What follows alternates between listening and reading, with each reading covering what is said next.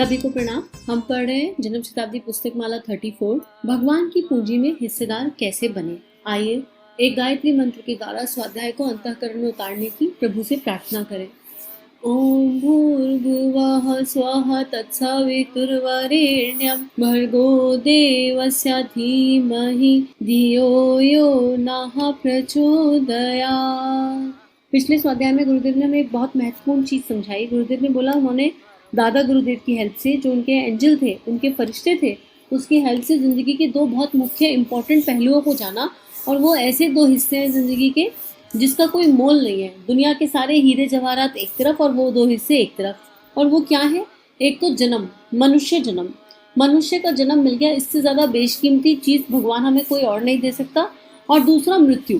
गुरुदेव ने बताया कि उन्होंने कैसे अपने 3 जन्म नहीं, अपने कई जन्म देखे और गुरुदेव की पीड़ा हमें समझ में आई कि कैसे मृत्यु के समय इंसान हाहाकार करता है पीड़ा में कि हाय मैंने क्या कर दिया, 84 लोक योनियों से होकर गुजरकर मुझे ये मनुष्य तन मिला और मैंने इसको कैसे बर्बाद कर दिया। और जब गुरुदेव ने इतने श्रेष्ठ जीवन जिए, उसके बाद भी अगर उनको मृत्यु के समय ये पीड़ा रही कि उनकी पीड़ा का, उनके हाहाकार का, उनकी चित्कार का कोई ठिकाना नहीं रहा, तो हमारे तो जीवन का क्या ही होने वाला है। हम अभी से जाग जाएं, अभी से सतर्क हो जाएं। आगे इसी क्रम में गुरुदेव लिख रहे हैं प्रसुप्ति से जागृति की ओर। मतलब अगर हम सो रहे हैं तो हम जाग जाएं। अब बहुत सो लिए, अब सोने का समय नहीं बचा, अब जागना निश्चित है और जागना ही हो। मैं चाहता था कि आप सब मित्रों को बुलाकर बताऊं ताकि आपको भी ऐसा ही मौका मिल जाए। कदाचित आग भी चौंक पड़े और आप भी जाग जाएं। आप भी जिंदगी की कीमत को समझ पाएं। जिंदगी जब हाथ से निकल जाती है तब हमको किन किन परिस्थितियों में रहना पड़ता है, इसके बारे में कदाचित आपको भीतर से हूब पैदा हो जाए, कदाचित आपके भीतर से जागृति उत्पन्न हो जाए, चेतना उत्पन्न हो जाए, तो मजा आ जाएगा। आप भी मेरे तरीके से धन्य हो जाए। मैं चाहता था कि आपको भी उसी तरह का मौका मिले जैसा कि मुझे धन्य बनने का मौका मिला। जिस तरह मैं जाग पड़ा और समझ गया कि जिंदगी की कीमत क्या है और मैं ठीक उसका उपयोग करूंगा। कीड़े मकोड़ों की तरह, जानवरों की तरह नहीं जीऊंगा, वरन आदमी के तरीके से जीऊंगा। जिस काम के लिए भगवान ने मुझे पैदा किया है उसे पूरा करने का मैंने निश्चय किया, संकल्प किया कि जीऊंगा तो ऐसे। मित्रों, अब क्या करना चाहिए, क्या कदम बढ़ाना चाहिए? मैंने फिर अपने उसी फरिश्ते से दूसरा सवाल किया कि जब आपने मुझे जगा ही दिया है और यह बता ही दिया है कि जिंदगी का सही उपयोग करना चाहिए, तो आप ही बताइए कि अब मुझे इसके आगे क्या करना होगा। उन्होंने मुझे दूसरी शिक्षा दी कि दुनिया में एक ही समझदारी की बात है। अकेला आदमी लंबी मंजिल पार नहीं कर सकता। लंबी मंजिल पार करने के लिए 2 टांगों की जरूरत होती है। 2 पैरों पर चलकर ही हम लंबी मंजिल पूरी कर सकते हैं। 2 हाथों से ही सारा काम चलता है। एक हाथ से काम कहाँ हो पाता है, एक टांग से सफर कहाँ हो पाता है। जिंदगी नाव पार करने के लिए 2 सहयोगियों की जरूरत होती है। अतः तुम अपना दूसरा सहयोगी तलाश करो। मैंने कहा, गुरुदेव इससे आपका क्या मतलब है? क्या ब्याह शादी से तो नहीं? नहीं, ब्याह शादी करने से मतलब नहीं। इस तरह नाव से नदी को पार करने के लिए 2 हाथों की और 2 पतवारों की जरूरत पड़ती है। उसी तरह आपको भी एक और सहायक ढूंढ लेना चाहिए। तो आप बताते क्यों नहीं मुझे कि कौन सा सहायक ढूंढ लेना चाहिए? उन्होंने कहा कि भगवान को एक सहायक के रूप में ढूंढ लेना चाहिए और दूसरा एक इंसान को। एक इंसान और एक भगवान, दोनों को आप साझी बना लीजिए। फिर देखिए कैसा मजा आ जाता है। फिर देखिए जिंदगी की नाव कैसे आगे चलती है। फिर देखिए उन्नति का रास्ता कैसे खुल जाता है। मेरे गुरु ने, मेरे फरिश्ते ने मुझे यह रास्ता बताया। इस पैराग्राफ को एक बार दोबारा सुनिए। मैंने कहा, गुरुदेव इससे क्या आपका मतलब कहीं शादी ब्याह से तो नहीं? नहीं, ब्याह शादी करने से मतलब नहीं। जिस तरह नाव से नदी को पार करने के लिए 2 हाथों की, 2 पतवारों की जरूरत पड़ती है, उसी तरह आपको भी एक और सहायक ढूंढ लेना चाहिए। तो आप बताते क्यों नहीं मुझे कौन सा सहायक ढूंढ लेना चाहिए? उन्होंने कहा कि भगवान को एक सहायक के रूप में ढूंढ लेना चाहिए और दूसरा एक इंसान को। एक इंसान और एक भगवान, दोनों को आप साझी बना लीजिए। फिर देखिए कैसा मजा आता है। फिर देखिए जिंदगी की नाव कैसे आगे चलती है। फिर देखिए उन्नति का रास्ता कैसे खुलता है।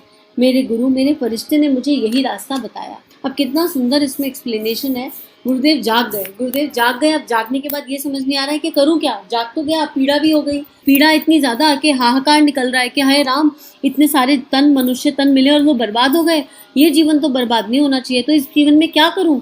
तो जब गुरुदेव ने दादा गुरुदेव से पूछा तो दादा गुरुदेव ने उन्हें क्या कहा कि अकेले कुछ नहीं कर सकते, अकेले तो एक टांग चलने के लिए भी दो टांगे चाहिए, कुछ काम करने के लिए भी दो हाथ चाहिए, तो अकेले का सफर नहीं है। और इसलिए भगवान का एक तो भगवान से साझेदारी कर लो और एक अपना कोई साथी सहयोगी ढूंढ लो। तो अब गुरुदेव अपना हाथ फैलाएं, हमें साथी सहयोगी बनाना चाहते हैं। भगवान तो उनके साथ है ही, दूसरा साथी सहयोगी हम, तो हम भी एक हाथ भगवान का और एक हाथ अपने गुरु का पकड़ लें और उसके बाद सब लोग उनके प्रेम के धागे में जुड़ते चले जाएंगे, तो कितना खूबसूरत सफर हो जाएगा। फिर गुरु के प्रेम के धागे में, गुरु शक्ति के सानिध्य में सब साथ मिलकर उस गुरु की ओर, उस परम चेतना की ओर बढ़ते चलेंगे, तो सफर कितना सुंदर, कितना खूबसूरत हो जाएगा। साझेदारी का क्या मर्म है मित्रों? फिर मैंने पूछा कि मुझे करना क्या होगा। उन्होंने कहा, तुम्हें मालूम नहीं है जो दुकानदार होते हैं, व्यापारी होते हैं, वे क्या काम करते हैं? आप ही बताइए, मुझे तो मालूम नहीं। उन्होंने कहा कि वे बैंक के साथ साझेदारी कर लेते हैं। 75% पैसा बैंक से आता है, 25% अपना होता है। गवर्नमेंट भी ऐसे ही लोन देती है। जमीन अपनी खरीद लीजिए और लोन सरकार से ले लीजिए, कारखाना अपना लगा लीजिए, मशीनें अपनी लगा लीजिए, कैपिटल बैंक का इस्तेमाल कीजिए, बैंक बराबर देता रहता है। भगवान एक बैंक है। अगर हम इसकी साझेदारी अपनी जिंदगी में कर लें तो हमारे जीवन की तिजारत और हमारे जीवन का व्यापार ठीक तरीके से चल जाएगा। अकेले चलाएंगे तब बेटे, अकेले तो बहुत मुश्किल है, अकेले तो लगभग नामुमकिन है।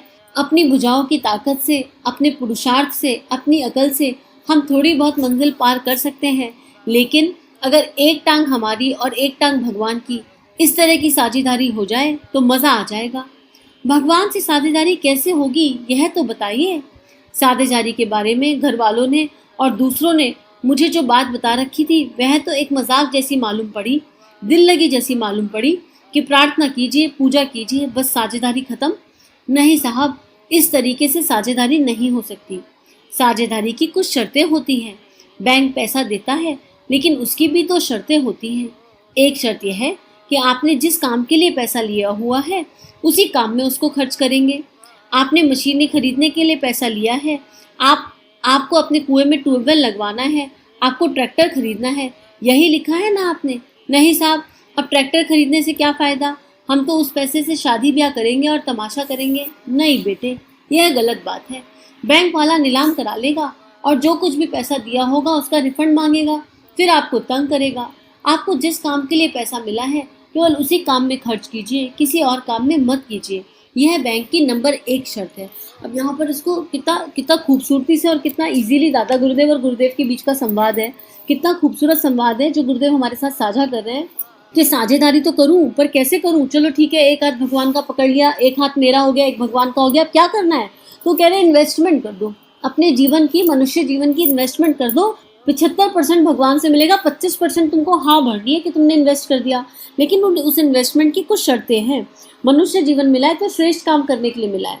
अगर हमको ये 5 इंद्रियां मिली हैं, अगर हमको देखने की शक्ति, बोलने की शक्ति, चलने की शक्ति, उठने की शक्ति, बैठने की शक्ति और हजारों शक्तियां मिली हैं जो हमारे अंदर छुपी हुई हैं, तो वो शक्तियां इसलिए मिली हैं कि हम उससे कुछ श्रेष्ठ कर सकें, उसे भगवान के काम में इस्तेमाल कर सकें, अपनी प्रतिभा को जो परमात्मा की दी हुई है। लेकिन अगर हम उस शक्ति का दुरुपयोग करेंगे, अब अगर लेखक के पास लिखने की शक्ति और वो उजूल फजूल लिखे, ऐसा लिखे जो लोगों के मन को भटकाए, तो उसके लिखने की शक्ति का सदुपयोग कहाँ हुआ?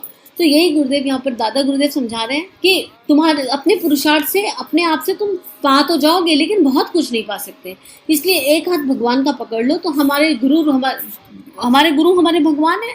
अपने अपने गुरु का हाथ पकड़ लीजिए और गुरु का हाथ पकड़ लीजिए, एक पैर गुरु का, एक पैर आपका, और चलिए जीवन में। फिर जो भी है वो उनका है। फिर सब कुछ इन्वेस्ट कर दो, संपूर्ण समर्पण कर दो। तो ये पहली शर्त होगी। और फिर जिस काम के लिए समर्पण किया उसी पे चलना है। फिर ऐसा नहीं करना कि नानुकुर करनी है कि अब तो नहीं हो पाएगा हमसे, अब तो ये परिस्थिति आ गई, क्योंकि कुछ ना कुछ परिस्थिति तो जीवन भर लगी रहेगी। बैंक दूसरी बात क्या कहता है? बैंक क्या है? बैंक माने भगवान, भगवान का अनुग्रह। आपने जिस काम के लिए प्राप्त करने की कोशिश की उसी काम में खर्च कीजिए। और दूसरा एक एक्सप्लेनेशन ये भी दिया कि पूजा पाठ जो साझेदारी हमें समाज बता रहा है ना कि कर्म कांड कर लो, माला कर लो, और वो साझेदारी है, प्रार्थना कर लो, वो साझेदारी नहीं है। साझेदारी मतलब है खुद को पूरी तरह खपाना, खुद को पूरी तरह समर्पित कर देना। तो अब यह भगवान का प्यार और अनुग्रह नंबर 1। नंबर 2, ब्याज समेत उसे वापस कीजिए। मूलधन देने की कसम खाइए और कहिए कि हम आपका न केवल मूलधन देंगे बल्कि आपका धन ब्याज समेत वापस करेंगे, तभी बैंक आपको पैसा देना शुरू करेगा। नहीं साहब, हम तो यह नहीं कर सकते, आपका ब्याज कभी वापस नहीं कर सकते और यह भी वायदा नहीं कर सकते कि जिस काम के लिए हमने मांगा था उसी में खर्च करेंगे। जब जन्म लिया था ना हमने, ऊपर से जब नीचे आए होंगे तो बॉन्ड भर कर आए होंगे भगवान के सामने, अपनी हायर सोल के सामने, अपने एंजल्स के सामने। नीचे जाएंगे तो ये अच्छा काम करेंगे, वो अच्छा काम करेंगे, ऐसे कंट्रीब्यूट करेंगे, वैसे कंट्रीब्यूट करेंगे, और नीचे आए तो सब कुछ भूल गए, सारी स्मृति चली गई। और अब हमारी गुरुदेव स्मृति लौटा रहे हैं कि भैया बहुत बड़े बड़े काम करने आए थे, धरा को स्वर्ग बनाने आए थे, देवत्व का जागरण करने के लिए आए थे, मेरे से अनुग्रह प्राप्त करने आए थे, मेरे से ऊपर एक बॉन्ड साइन किया था। अब तुमको याद दिला रहा हूँ कि तुमने क्या बॉन्ड साइन किया था, उस बॉन्ड पर चल लो, नहीं तो नीलाम कर देगा बैंक। अगर हम भगवान के खेत में नहीं लगेंगे, भगवान के काम में नहीं लगेंगे तो कलयुग है, जैसा कर्म करेंगे वैसा फल देगा भगवान। ये है गीता का ज्ञान, सीधी सीधी बात है। तो यही बात कहा जा रही है कि अब जो प्रेम मिला है, जो अनुग्रह मिला है, उसको लौटाना है। उसको लौटाएंगे कैसे? बांट दो, जो मिल रहा है वो बांटते जाओ, जो मिल रहा है वो बांटते जाओ, उसमें कुछ कम नहीं होगा, कुछ घिसेगा नहीं। और बांटने से पहले, जैसे माता जी हर किताब की शुरुआत में कहती हैं, अपने चिंतन चरित्र में, अपने गुण कर्म स्वभाव में इसको उतार लीजिए, मुख्य अंशों को नोट कर लीजिए और फिर बांट दीजिए। तो जो भी गुरु शक्ति से मिल रहा है, कहीं से भी प्राप्त हो रहा हो, किसी भी माध्यम से, उसको अपने चिंतन में, अपने जीवन शैली में उतार कर आगे बांटना है। फिर गुरुदेव कह रहे हैं, अगर आप ये कहोगे कि हम ऐसा नहीं कर सकते, हम ब्याज भी वापस नहीं कर सकते, मूल भी वापस नहीं कर सकते, तो फिर आपको ऊपर कर्ज चढ़ जाएगा, फिर आप कर्जमंद हो जाओगे। और बैंक आपके कारखाने में आपको कोई शेयर नहीं दे सकती, कोई सहायता नहीं दे सकते, क्योंकि भगवान उसी की सहायता करता है जो अपनी सहायता आप करने को तैयार है। तो भगवान के बारे में भी यही था। तो दादा गुरुदेव ने भी गुरुदेव को यही समझाया। अब हमें क्या सबसे ज़्यादा मूल्यवान चीज़ क्या है जो हम चाहते हैं इस दुनिया में? भगवान का प्यार पाना चाहते हैं, भगवान की शक्ति चाहते हैं और उनकी सहायता का सक्रिय लाभ उठाना चाहते हैं अगर, तो अब साझेदारी करने का समय आ गया सही तरीके से। तो आज का स्वाध्याय यही समाप्त करते हैं और चिंतन मनन करते हैं कि हम भगवान के साथ सच्ची साझेदारी किस तरीके से कर सकते हैं।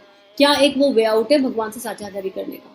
सभी को प्रणाम। सभी का जीवन गुरु शक्ति के सूक्ष्म सानिध्य में मंगलमय है।